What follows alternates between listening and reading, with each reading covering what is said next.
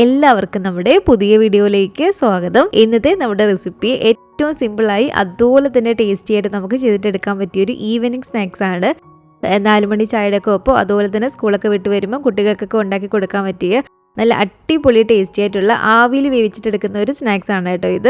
നിങ്ങൾക്കിത് കാണുമ്പോൾ തന്നെ മനസ്സിലാവും നല്ല സോഫ്റ്റ് ആയിട്ടുള്ള ഒരു പലഹാരമാണ്. അപ്പോൾ നമുക്ക് വേഗം തന്നെ റെസിപ്പിയിലേക്ക് പോകാം. കൂടാതെ ഈ ഒരു വീഡിയോ കണ്ടുകൊണ്ടിരിക്കുന്ന സമയത്ത് നിങ്ങൾക്ക് ഇഷ്ടപ്പെടുവാണെങ്കിൽ മറക്കാതെ തന്നെ ഒരു ലൈക്ക് ബട്ടണും കൂടെ ഒന്ന് ക്ലിക്ക് ചെയ്യണേ. ചാനലൊന്ന് സബ്സ്ക്രൈബ് ചെയ്ത് സപ്പോർട്ടും കൂടി ചെയ്യുക.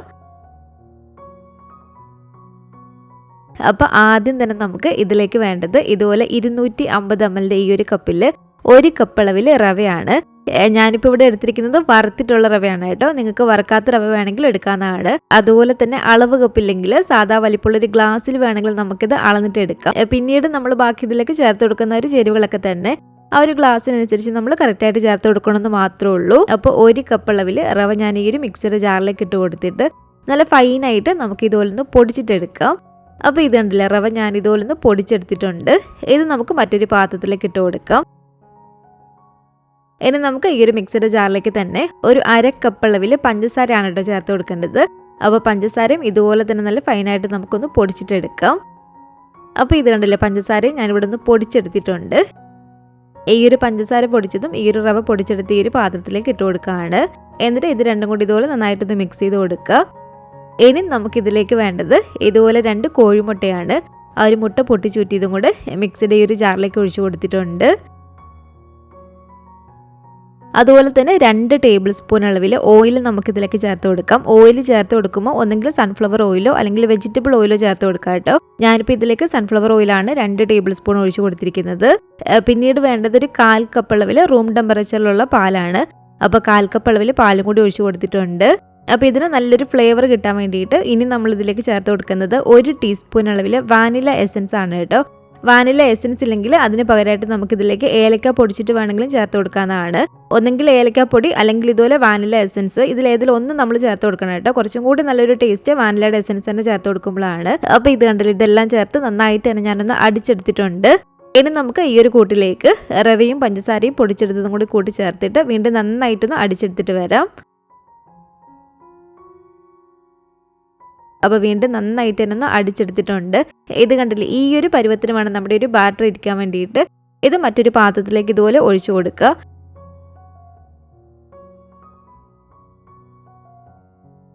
എന്നിട്ട് നന്നായിട്ട് ഇതുപോലെ ഒന്ന് മിക്സ് ചെയ്ത് കൊടുക്കുക കേട്ടോ.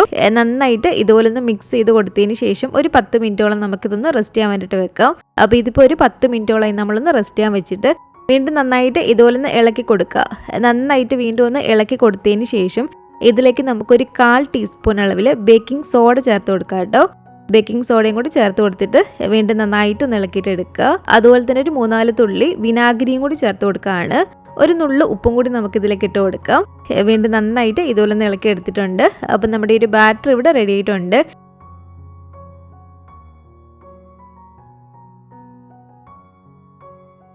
ഈ ഒരു ബാറ്റർ ഞാൻ വേവിച്ചിട്ടെടുക്കുന്നത് ഇതുപോലെ ഗ്ലാസ്സിൽ ഒഴിച്ചു കൊടുത്തിട്ടാണ് കേട്ടോ. ഇതുപോലെ ഈ സ്റ്റീൽ ഗ്ലാസ്സിൽ ഒഴിച്ചു കൊടുത്തിട്ടാണ്. അപ്പോൾ ഈ ഒരു 4 സ്റ്റീൽ ഗ്ലാസ്സിലേക്കും കുറച്ച് ഓയിൽ നമുക്ക് ഇതുപോലെ ഒഴിച്ചു കൊടുക്കാം. എന്നിട്ട് ഓരോ ഗ്ലാസ്സും എടുത്തിട്ട് ഗ്ലാസിൻ്റെ എല്ലാ ഭാഗത്തും ഓയിലാകുന്ന രീതിയിൽ നന്നായിട്ട് തന്നെ ഇതുപോലെ ഒന്ന് സ്പ്രെഡ് ചെയ്ത് കൊടുക്കുക. ഇങ്ങനെ 4 ഗ്ലാസും കുറച്ച് ഓയിൽ ഒഴിച്ചു കൊടുത്ത് ഞാനൊന്ന് സ്പ്രെഡ് ചെയ്തെടുത്തിട്ടുണ്ട്. ഇനി ഓരോ ഗ്ലാസിൻ്റെയും പകുതിയോളം നമുക്ക് ഈ ഒരു ബാറ്റർ ഒഴിച്ചു കൊടുക്കാം.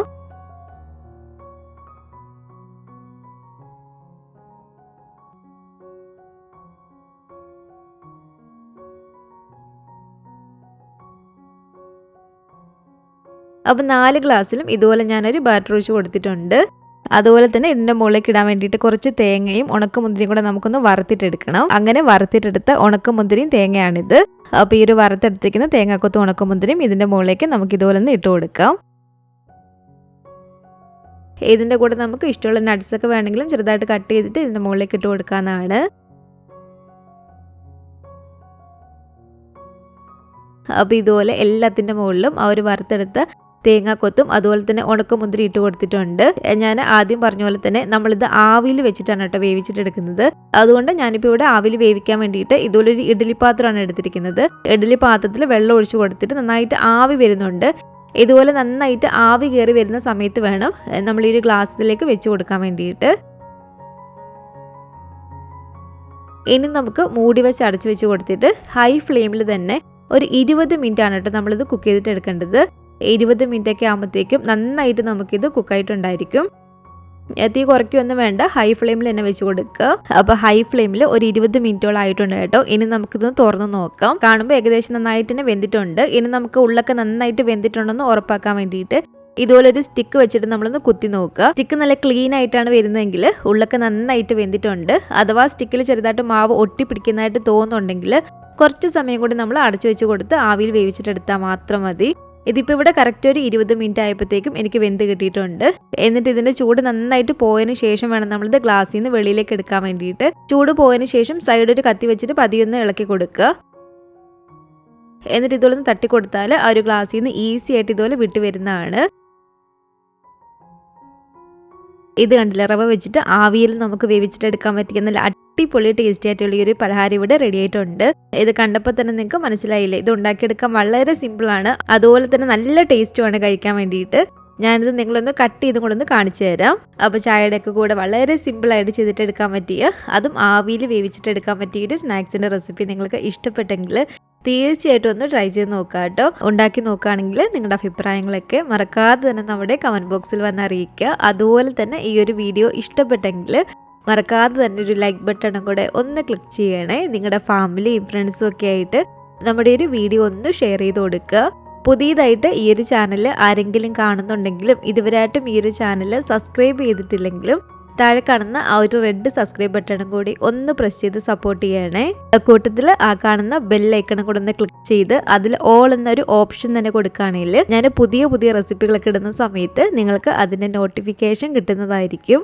ഇൻഷാ അല്ലാഹ് വീണ്ടും നമുക്കിതുപോലെ നല്ലൊരു റെസിപ്പിയായിട്ട് കാണാം.